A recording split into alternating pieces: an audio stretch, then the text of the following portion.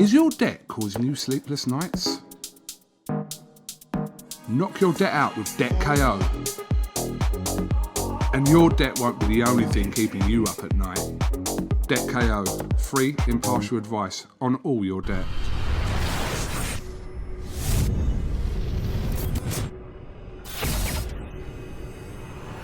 This is KUGAN CASSIUS for IFL TV in association with MTK Global, sporting a little trim, nice little roll neck. Is that roll neck?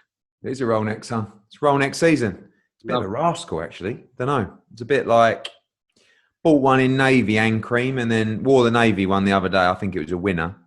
Put this on this morning.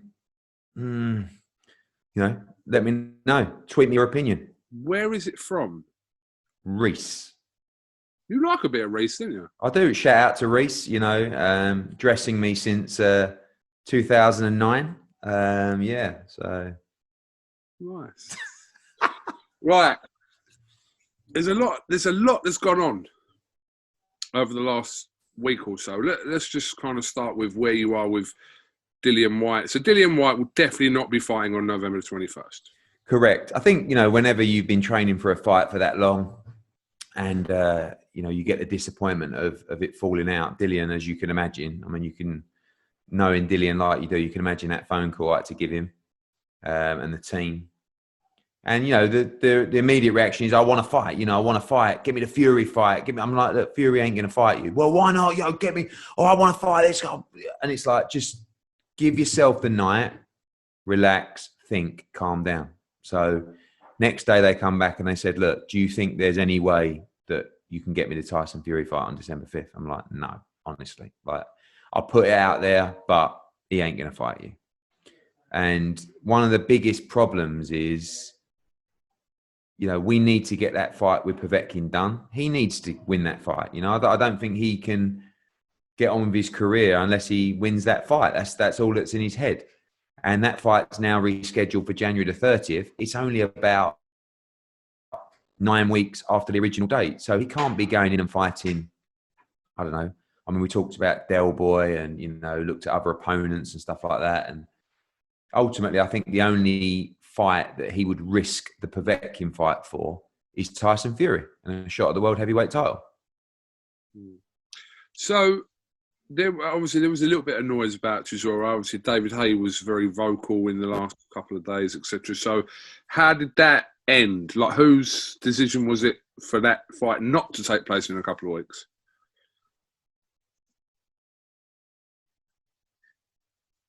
Well, when I had a conversation with Dillian, he just basically said, you know, once he'd calmed down, it was, look, if I can't get Fury, then I don't really want to fight anyone else. I'd just rather wait for Povetkin. This is before David Haye called me. And then David Haye called and said, what about Chisora? And I was like, really? I said, it's like 2.5 weeks away. Yeah. No, you know, he's got no cuts, no bruises. His hands are good.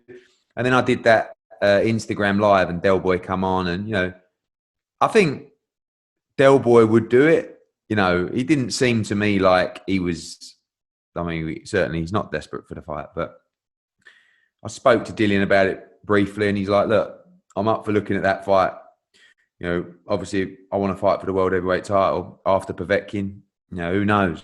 But the only fight that I want to take is Tyson Fury outside of Alexander Povetkin. And if I can't get that or he won't entertain that, then I'll just wait till January the 30th. So I was never, listen, I love Chisora White 3, but just in those circumstances, I wasn't so sure, to be honest with you. But, you know, ultimately I said to Dillian, you've got 9 weeks longer to wait. You know, in everyone's opinion, it's actually not my opinion, he was taking the fight too quickly.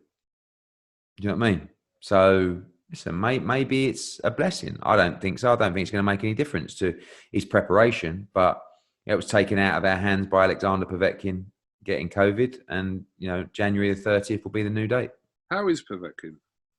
I don't speak to him anyway, but Vadim Kornilov from World of Boxing, who is a very good friend of mine. You know, when you get a message and it goes, Eddie, please call me regarding Povetkin. I'm like, oh, fuck. Because actually the day before, we'd had Ebony Bridges pull out with a ruptured shoulder. Jamie Cox got cut. and Dion Juma had to go for surgery, eye surgery. So, and I was like, this is a wind up. And I went to bed that night thinking, listen, you've had 3 kicks in the nuts today. Tomorrow's going to be a cracker. And I woke up to that text message, called him, and he said, listen, Povetkin's really not well. He's had a temperature the last 2 days. He's going to hospital. I think his breathing's not 100%. So we'll let you know. But I have to be honest, I think he has COVID, you know, and they're very concerned. So I'm like, okay, well, let me know later. 2 hours later, he called me back and said, you know, he's in hospital. He's got 25% of his lungs aren't working as efficiently. And, you know, then they tested him and he had COVID. So I just started laughing, to be honest with you. I just thought, this is just how it's going to be for the next 5 or 6 months. And if you don't laugh, you cry, you know. But unfortunately, boxing's littered with disappointments. But now it's going to get even worse. So just hang on to your hats, you know, keep at it, keep focused. And, you know, now we move on to a Saturday night fight night on November 21st. And we have 3 really good ones on the spin.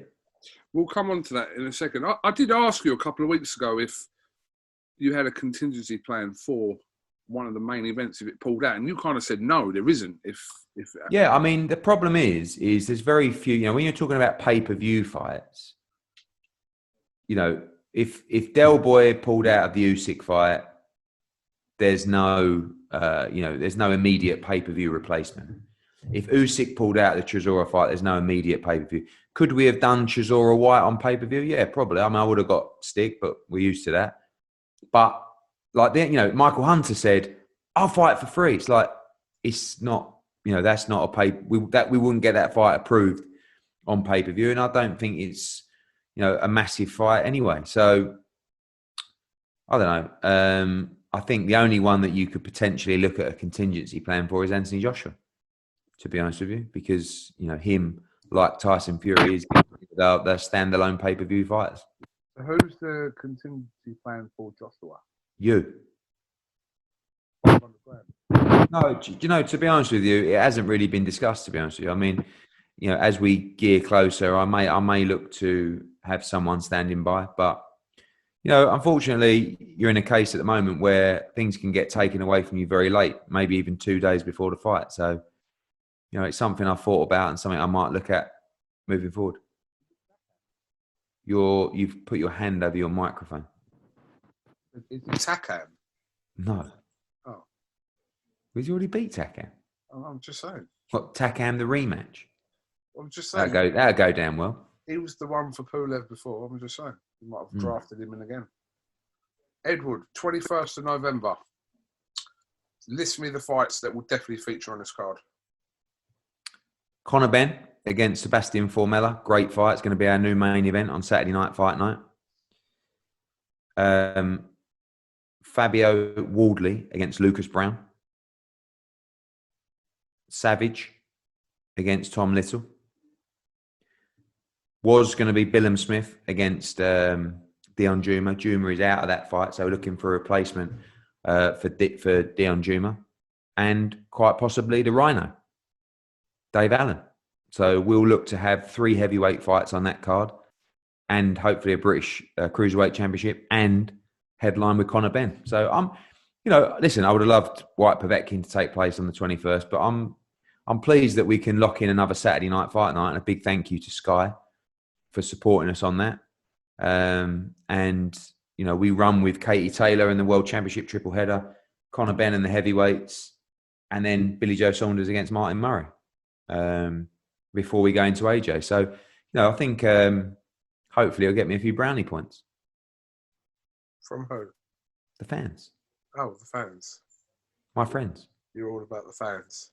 To be honest with you, I'm not all about the fans, but I'm 99.9% about it. No, you know, fuck it. I'm all about the fans. It's good to hear. You should be as well. So, you have got a show on this week. Devin Haney against Usyk Gamboa.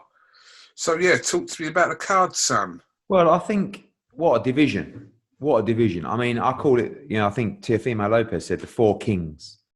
You know, Teofimo, Gervonta Davis, Devin Haney, and the winner of Ryan Garcia against Luke Campbell. What a division. So, Gamboa's a tough test. I see a lot of people saying, "Oh, you know, what sort of test is that?" It's like the guy just went 12 into the 12th round with Gervonta Davis. He ruptured his Achilles in the second round, gave him a great fight. Show me anyone on Devin's resume that's anywhere near the ability of Yurokis Gamboa. So I think this is a big fight, and there's a lot of pressure on Devin to make a statement, but I believe he'll do it. So live on DAZN this Saturday, it'll be beta tested in the UK, so you won't be able to actually see it. I think they'll post it on their socials shortly after, but massive opportunity for Devin to make a big statement on Saturday night. And I think he should fight the winner of Ryan Garcia and Luke Campbell. You know, they're both on the same platform.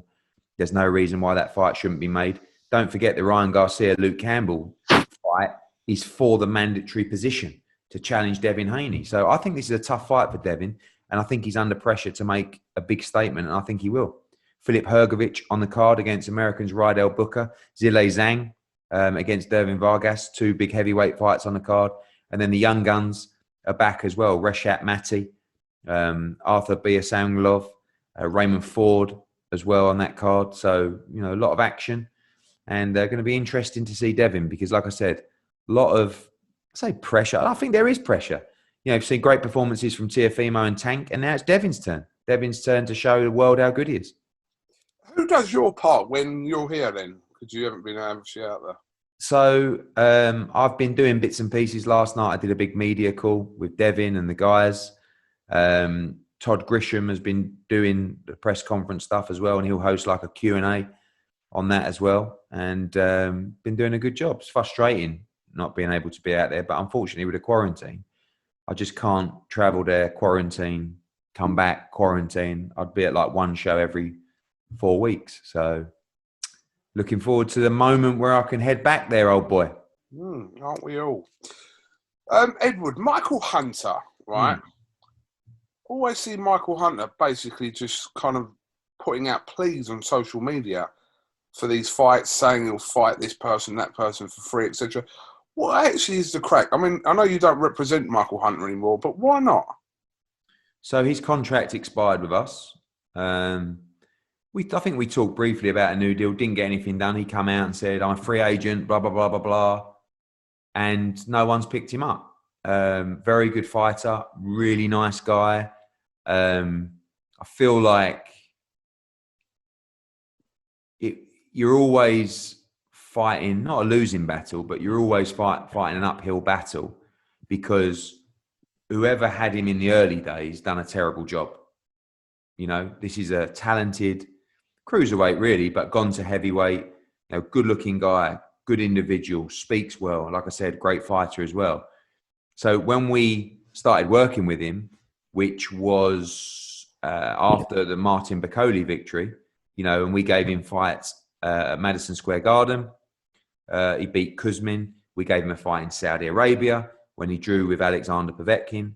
We gave him a fight in Monte Carlo as well. You know, so when he beat Ustinov, so we boxed him everywhere. And we paid him a lot of money as well. And I think when people say, why didn't you extend his contract or make him a new offer? I just think that we got a lot of heavyweights and his profile is probably not as big as it should be. And not a lot of people want to fight Michael Hunter. I think he has a difficult style. And it was always difficult to get him fights. You know, Povetkin took that fight. It was a close fight. Hunter could have got that win, but didn't.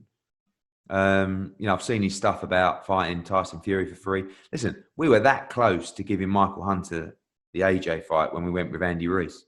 You know, they were like, it was like either one will do. And we went with Andy Ruiz. So, like I said, I've seen the sort of free stuff, and I don't really like that because I don't think any fighter should fight for free, to be honest with you. And I don't think he would anyway. But anyway, it's like call my bluff type thing. But he has got a difficult style. He moves a hell of a lot. He's fast. You know, he's sort of has to evade the bigger man, but sometimes he trades well. To be honest with you, I would like to make the Martin Bakole-Michael Hunter rematch. I saw that circulating around today. It was a great fight. And, I'd definitely be interested in offering Michael Hunter fights in the future. I like the guy. I think sometimes there's like this thing like, if we don't offer someone a fight that isn't under contract with us, it's almost like we get abused. Do you know what I mean? Like, what? You give him a fight. It's like, we don't have to give him a fight. Do you know what I mean? And I get it all the time. He'll post it at me and, Hearn, you're a disgrace. Why aren't you fighting him? It's like, because he's not under contract with us anymore. We didn't agree a new deal. And I've got a million other fighters that we do work with to get out. Do you know what I mean? So it is a bit weird though how no one's kind of picked him up, because like you said, he is a very good fighter. Because he became expensive. It's bad timing really, because he became expensive in a market that, we all know that purses have been dropping, obviously. So the money that I was paying him probably isn't there anymore. So, but he will, he has big balls. He'll fight people, he'll take chances, and I'm sure he'll get a fight. But to be honest with you, KUGAN, I don't think people are looking to take fighters on at the moment, really. You'd never turn down any heavyweight. You've got so many heavyweights then. There's so many fighters. But so many fighters to get out. This is the problem. When you sign a fighter, you have to acknowledge the obligations that come with it and the promises that I don't bullshit people, right? If I tell you you're going to fight 3 times a year, you're going to fight 3 times a year. If I have a contract with you, you're going to get paid X, you get paid X. And I don't want to take someone on that I can't fulfill my promises with. And it's nothing to do with Michael Hunter. This is a time where, as a fighter, it's very difficult to secure security, if you like, and sort of, that guarantee of constant fights and constant paydays. The game has changed. But Michael Hunter will get a deal. He'll get fights. He's a very good fighter. And I'm sure I will be, part of many people that will be making him an offer to fight somebody. Could do that. But don't devalue yourself and tell you'll fight for the world heavyweight title for nothing. If I'm Tyson Fury and I'm looking for an opponent, which he obviously is, and Michael Hunter will fight you for free, I'd probably call his bluff. Yeah, but like you said, that I don't really take any notice of that, and I don't think a lot of people do that. I know he's saying it might be a case of him trying to call, like you said, call people's bluff, but he ain't going to fight for free. He ain't. So. Or is he? I don't know. You ask him. You brought it up. Who will Dave Allen fight then if he fights on the 21st? For an 8 or a 10 rounder, to be honest with you. Look, Dave, I sat down with him last week. Can't you get Lovejoy back in? Love to. I think I saw Lovejoy post something last night to say his contract's now, I don't know, whatever. Get him back over. Yeah, maybe. Dave really wants to fight Fabio Wardley for the British title. That's what he wants to do. But obviously, Dubois got to vacate that at some point. So I'll probably get Dave out in an 8 or a 10 on November 21st, and then look to put him in if Fabio can beat Lucas Brown. I'd like to make Fabio Wardley against Dave Allen. Is Brown Wardley done and dusted? Yeah. Yeah. Hughie Fury. What's the crack? So Hughie Fury is very likely to fight Marius Vac. He was actually due to fight him on the Dillian White card, but obviously we're having to rejig that a little bit. Yeah. Could land on the Anthony Joshua card on December 12th. So you have announced now Lawrence Okoli's fight with Glowacki. Correct. That's only the second fight, obviously alongside AJ, that you've confirmed for that card. Yeah, we have potentially Hughie Fury against Vac. We have John Ryder as well. Sorry? The Mew? No. John Ryder, looks like the WBA are now going to order Ryder against Chudinov.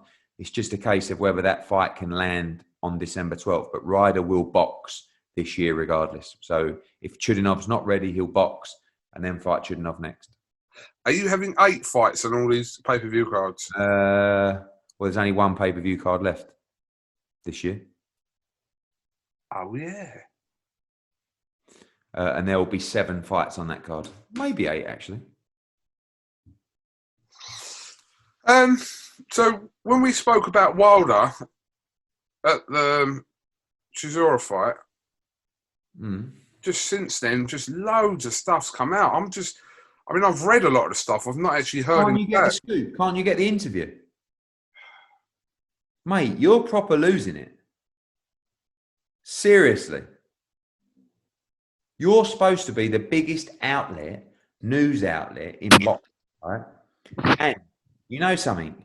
You're on his list. What list? You know it as well. What list? You're on his banned list. Am I?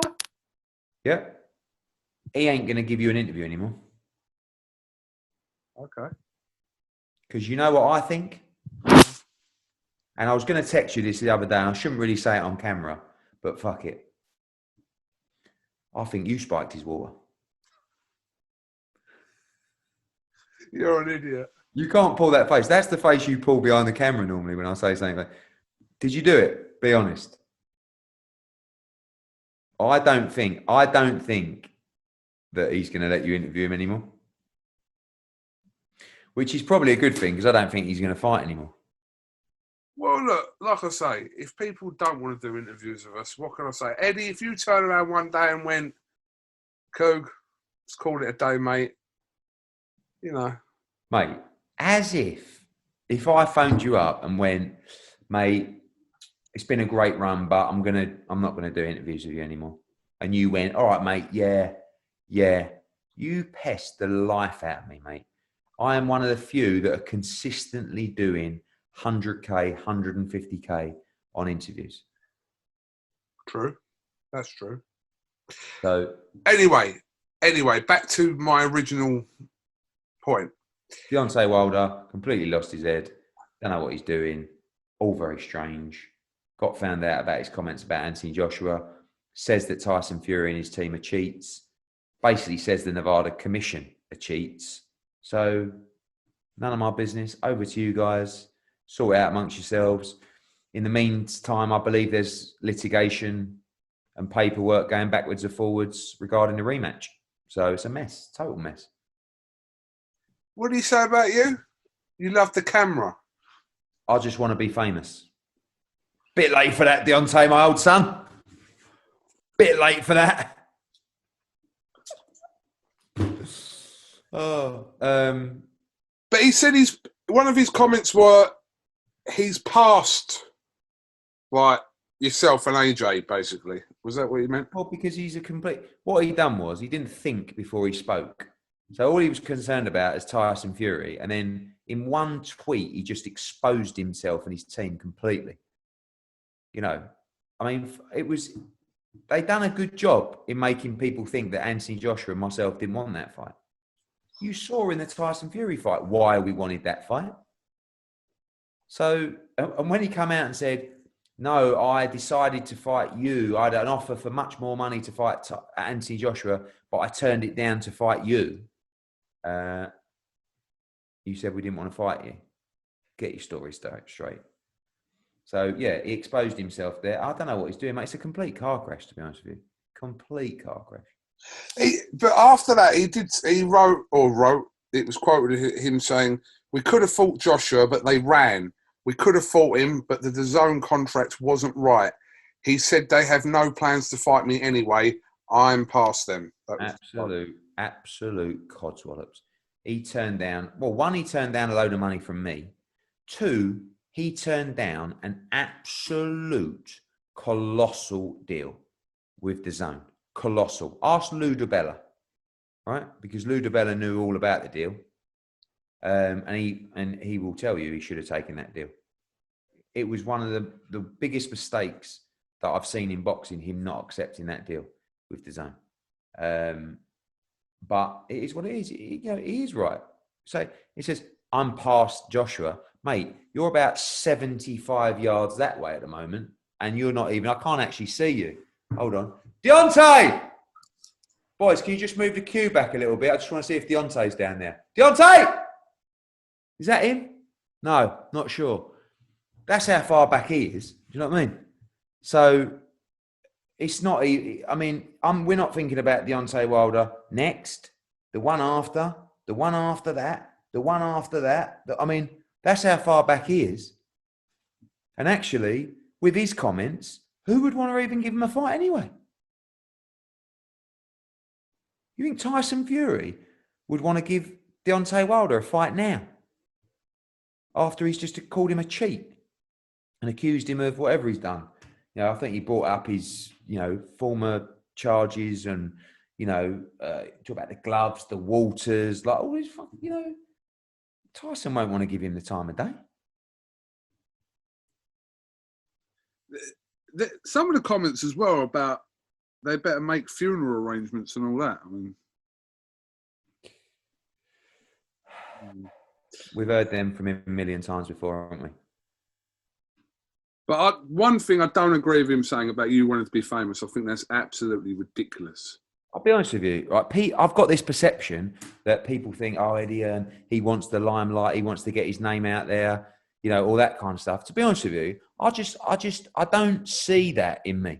I just think to myself, I'm a quiet guy. I don't want to, I do what I do. I don't want to, it's not like I'm out there at special appearances or sponsorship deals, or you see me out there writing books, so I don't know.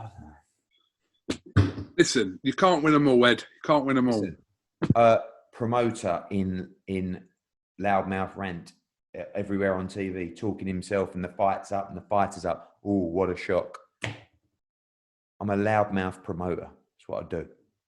But every now and again, someone comes along who just tries to just fuck with you. And what he tried to do and his team tried to do was fuck with AJ. They've done an amazing job to get famous off the back of Anthony Joshua in the short term, right? And I have to give them credit because they were, like I said, they were earning peanuts. And then all of a sudden they forced people to pay him more money than he was worth. He got a big fight with Tyson Fury. Tyson Fury spanked his backside in the first fight, should have won that fight. And in the second fight, my goodness, with his floppy glove and the spiked Walter, whoa, Tyson done a right job on him there. I mean, whew.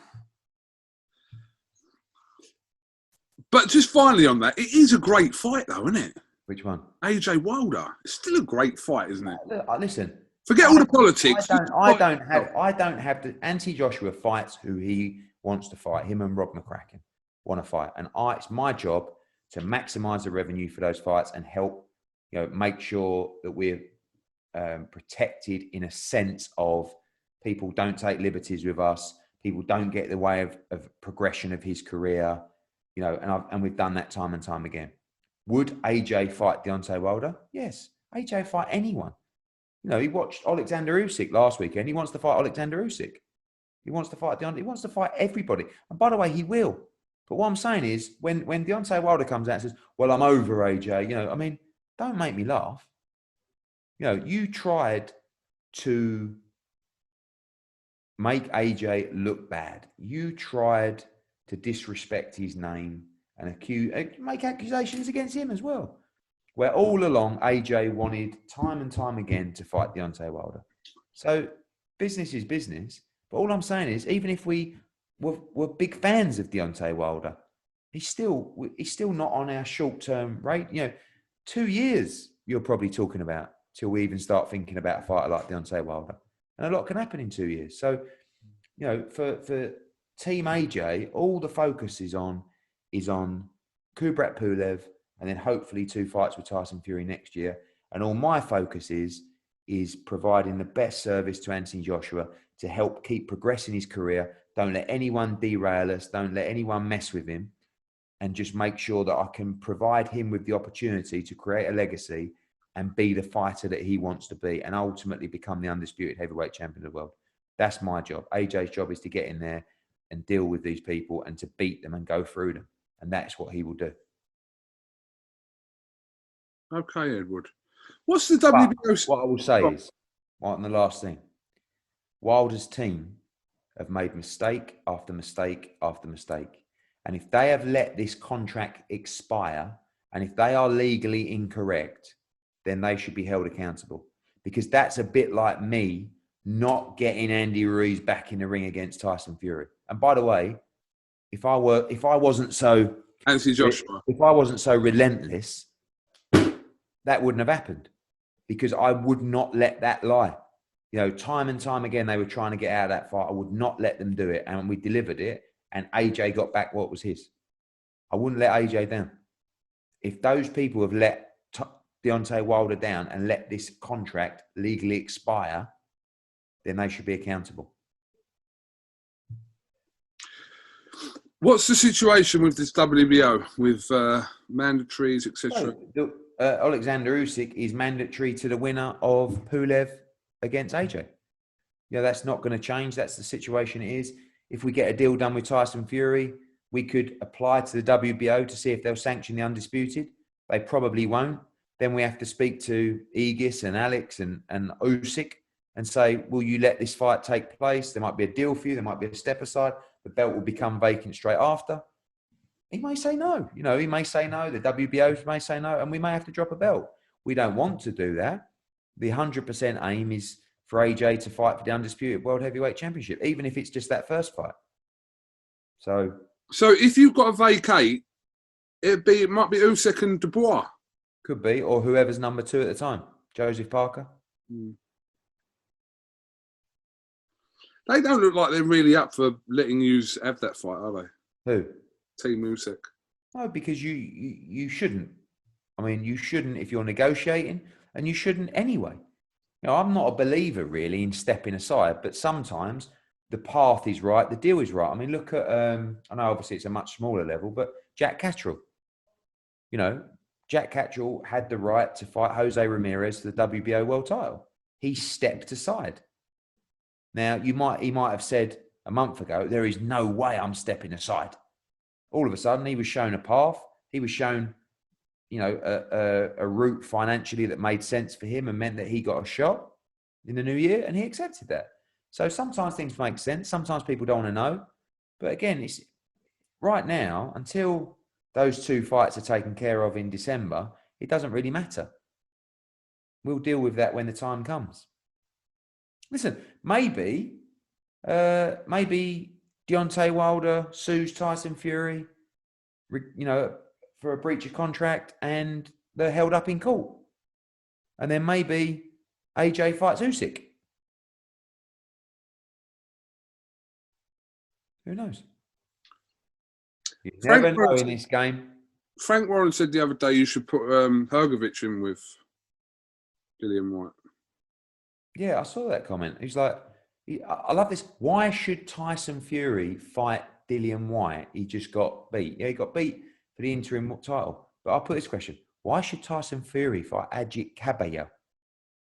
I mean, what fight would 100% of the worldwide fight fans rather see?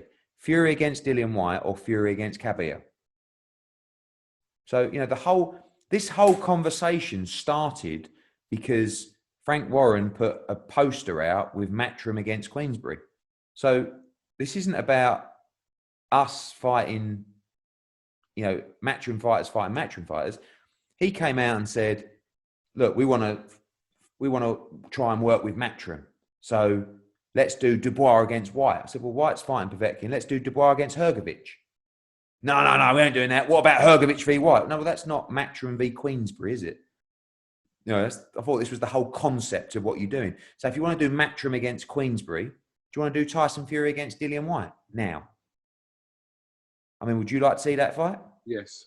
Would you like to see that fight 100 times more than Ajit Cabello? Yes. Okay. Well then, I'd see White and Fury. But then why not? You know, why not? Because it's too dangerous a fight for Tyson Fury at the moment, and that's fine.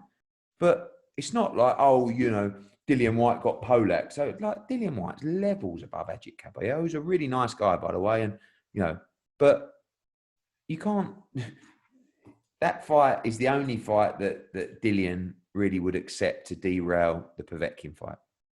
So I don't expect them to get in touch, but what I'm saying is he would take that fight on December 5th. So I don't see why there shouldn't be a little bit of pressure on them to at least talk about the Dillian White fight.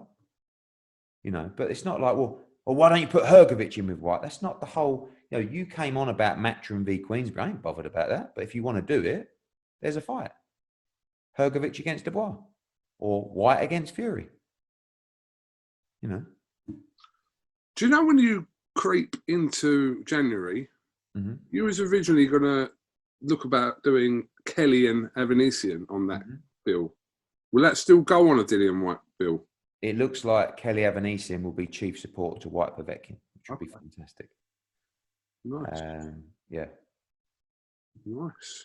Will you enter another like residency situation in the new year, or is it too early to tell? I mean, look, how long is this going to go on for? You know, in March, this first kicked in, you know, with no crowds.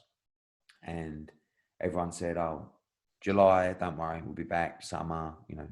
Then it was like, doesn't look like it's going to happen in July. Don't worry, August, September. Then it was like December. Now it's January, February. You know, listen, maybe we don't get crowds back till next summer, or even, you know, or just when a vaccine comes in. So yeah, we will look at residencies. I'm now in a position where I'm building my January and February shows now for next year, because we've got so many fighters to get out still, you know, and it's not easy. But I'm just ploughing on the basis that we have no crowds for the foreseeable future. Is Chisora in your plans for the early part of next year? Yeah, for sure. You know, love to work with Del Boy and Dave. Still some really big fights out there for him. Personally, I would like to see Del Boy headline a Saturday night fight night in a good heavyweight fight, and then, if successful, move into another major fight in the division. I think he had a good fight with Alexander Usyk. Yeah, definitely. Hearn, what about Buatsi? Do we get to see him in action again this year? No, I mean, he had probably a little bit of a tougher fight than anticipated. A little bit of damage around the eye, but he's good. He's been on holiday. He will be back end of January, early February as well. And, you know, looking to moving forward into world title contention. I think the fight that he had was great for him. You know, first real hard learning fight. And I think he'll come back and be in a great position in 2021 to challenge for the titles. Who else could feature on your December 4th card, Edward? We've got Billy Joe Saunders. We are looking to make a world title eliminator for James Tennyson for the WBA lightweight title, which we'll announce soon. Shannon Courtenay will return on there. The debut of Johnny Fisher. We're looking to try and make Chris Congo against Liam Taylor, final eliminator for the 140-pound British title. Zach Parker could fight on that card as well. So it's pretty, I mean, all the cards now are just stacked till the end of the year, because we've got fighters obviously to get out. I saw something from Callum Johnson earlier voicing his frustrations. What is the deal with Callum Johnson at the moment? I mean, look, it's all been very well documented about, you know, Joe Gallagher and his thoughts. We made him an offer. You know, I don't like to let ego get in the way, but sometimes people say things that are a little bit personal to me. And do you know what? It's so difficult at the moment. I don't really want to be involved with that or work with people that I don't want to work with. So, you know, listen, I've got lots of options for Callum Smith, but at the moment, Callum Johnson. But at the moment, you know, I think it's best left to the side. Okay. That's interesting. Oh, but, you know, like I said, you have to stand by your principles sometimes. And, you know, I actually saw Frank Warren's interview about it. You know, I made it quite clear that, and it's not rocket science, we're losing around 40% of our revenue because there are no gates. Frank said, I don't think it's quite as much as 40%. Well, it is for us because we sell a lot of tickets. But he was, you know, he actually sounded a little bit sympathetic to the situation because he knows the boat we're in. And like he said, you know, if you don't, again, it's like we don't have a contractual obligation to get Callum Johnson out. I've got loads of fights for Callum Johnson, but right now, you know, I don't want to deal with Joe Gallagher. How does that situation resolve itself then, Edward? Because you've worked with Joe Gallagher for years. Loads of fighters have come through. Maybe time, but you know how hard it is at the moment? Right now, I want to get people out who, you know, I can get on with, who we're all working together to try and deliver for fighters, get them out. And they don't, you know, I keep saying to people, you don't have to. I'm sure there's a million fighters that haven't been happy with an offer in the past. It's nothing new, and that's okay. I'm not going to fall out about it, but right now it's very difficult to get anybody out. So I'm doing the best that I can for the people that want to work with me and the people that want to try and progress their career at this stage. You know, we've got a women's world championship triple header next Saturday. Fantastic. Conor Benn in a great fight. We've managed to get Billy Joe Saunders out. Shortly we'll be getting Josh Warrington out, Callum Smith out.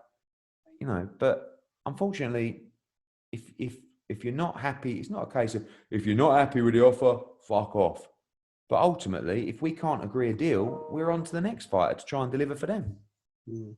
So, you know, listen, I'm sure maybe one day in the future, me and Joe will all, you know, we'll kiss and make up. But right now, it's a non-starter. Okay. I was actually asked to ask you about this.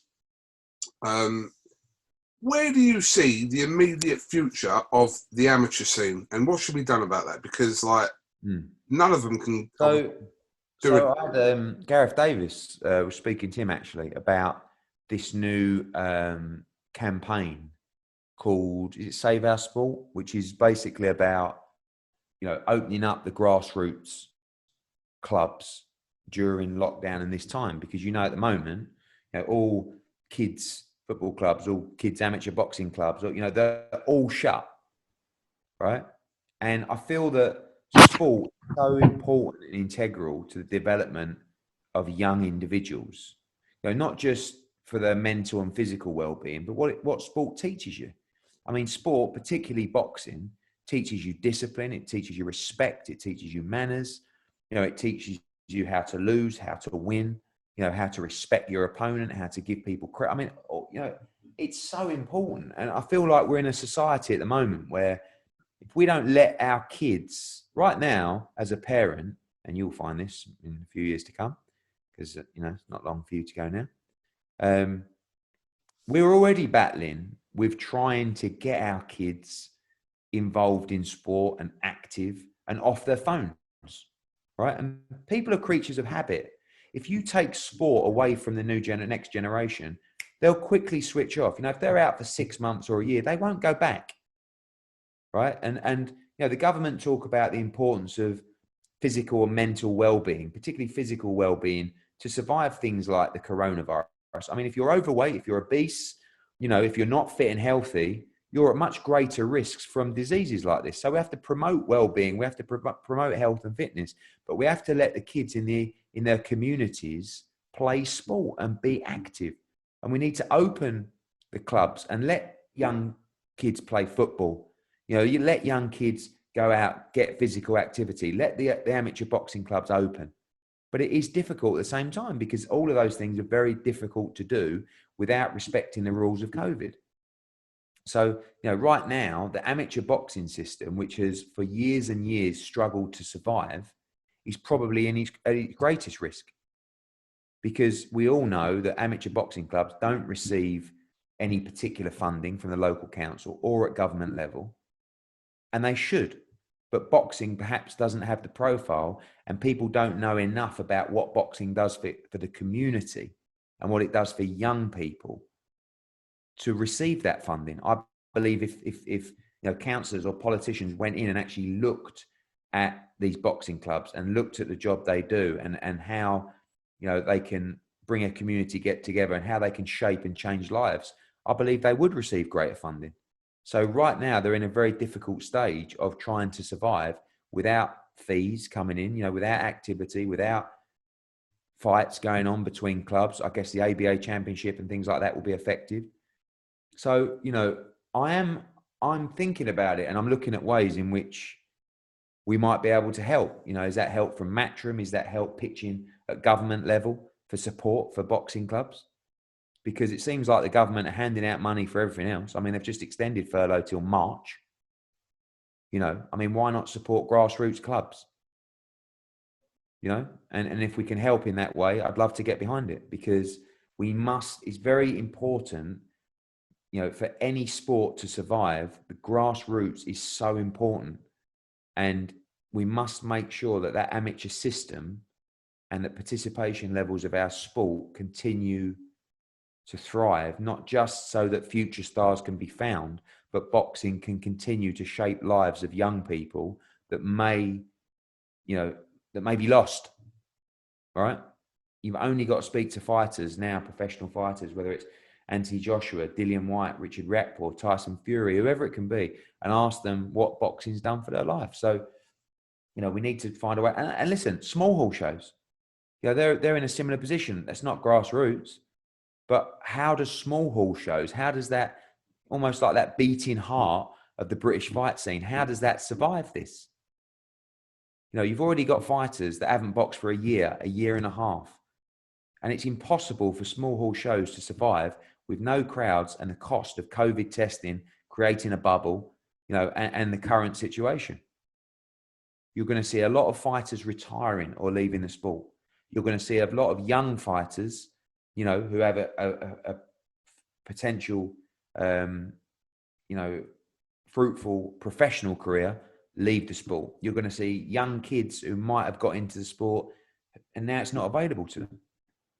So, yeah, I'm thinking. Just get yourself involved, Edward. You have the power. Yeah. Okay, Edward, thank you very much for your time. Thank you, mate. It's always great to talk to you. Always, mate. Have you got a book out? I don't, again, yeah, I have actually. So my book is out. It's called Relentless, 12 Rounds to Success. It talks about my early life growing up, a lot of boxing stories in there as well, and also the lessons that I've learned in life and business. Great time to read this book. Obviously in lockdown right now, it's available on Amazon, W.H. Smith, and also in Audible, narrated by myself. Where you going? Have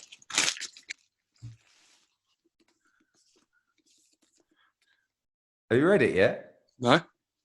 Have you read it yet? I haven't read it yet, no. Do you know why I haven't read it? Because I haven't signed it. Look at that. You signed it. I told you I'd sign one for you. How fucking handsome. Are you in the bubble next week? Yes. Good man. Katie Taylor. Yep. Rachel Ball. Terry Harper. Triple. Rachel Ball. It's a shame that Ebony Bridges won't be joining us. Are you going to get her back down? Yeah, for sure. I chatted to her the other day. She's a character. She's very, very funny. But Rachel Ball, and listen, Ebony can fight, but she's got what many would say is a tougher fight because she's fighting a current world champion. Yeah.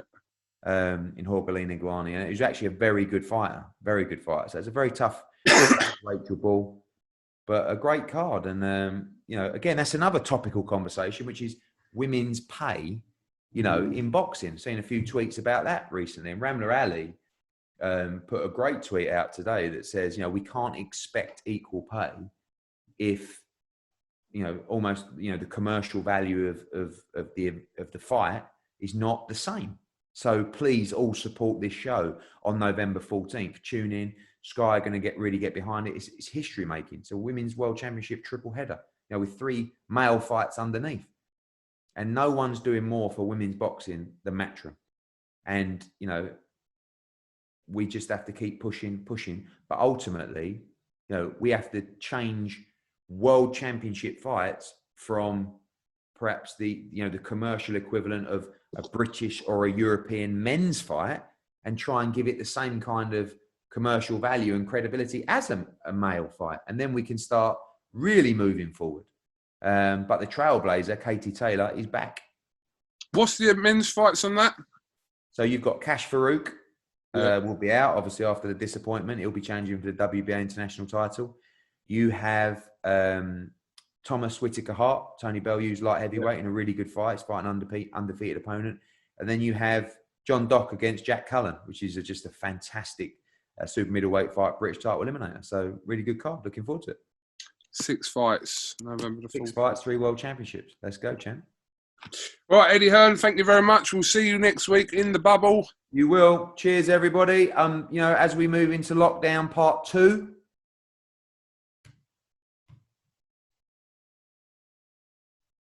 What, mate?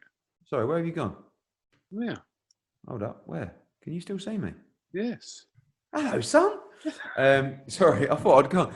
As we go back into lockdown part 2, good luck. Keep smiling, keep talking to people. And remember, we've done this before. And we will do it again. You learn your lessons from the first one. Stay active. Keep thinking. I do feel like, I mean, we're lucky, aren't we? Because elite sport is unaffected. So we do get the opportunity to go to events and, you know, stay active. But I just feel like, I don't know how you feel, but obviously, I know you haven't got any kids yet, but having the kids at school is massive, you know. And, you know, I think someone went out, I saw a little Nando's floating around in the office earlier today. Frank brought in some Starbucks earlier. So seems like there's a little bit more activity than previously, but follow the rules, hang in there, and we will get through it. Thank you very much, Edward Hearn. Cheers, guys. See you soon. See you soon. Is your debt causing you sleepless nights? Knock your debt out with Debt KO. And your debt won't be the only thing keeping you up at night. Debt KO, free impartial advice on all your debt.